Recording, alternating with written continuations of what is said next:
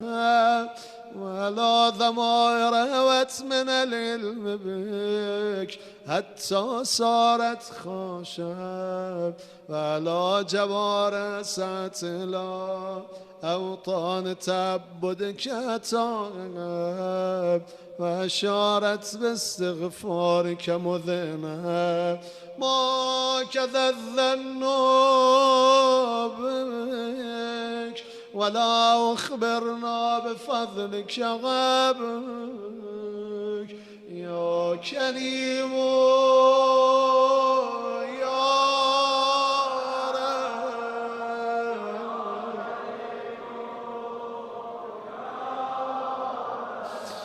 يا كريم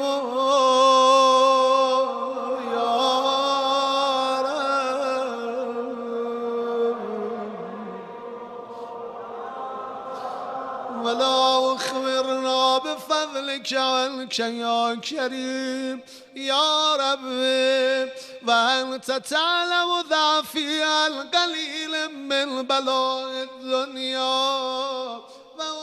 وعقوباتها وما يجري فيها من المكاره على أهلها ألا أن ذلك بلاء ومكروه قليل مكثور يسير البقاء كثير مدته فكيف توالي البلاء الآخرة وجليل وقوع المكاره فيها وهو بلاء تطول مدته ويدوم مقامه ولا يخفف عن أهله لأنه لا يكون إلا الغضبك وانتقامك وسخطك وهذا ما لا تقوم له السماوات والأرض يا سيدي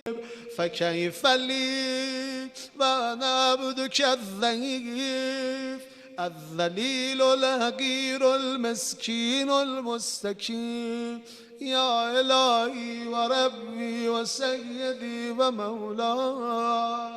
لأي الأمور إليك أشكو ولو من هذا الجواب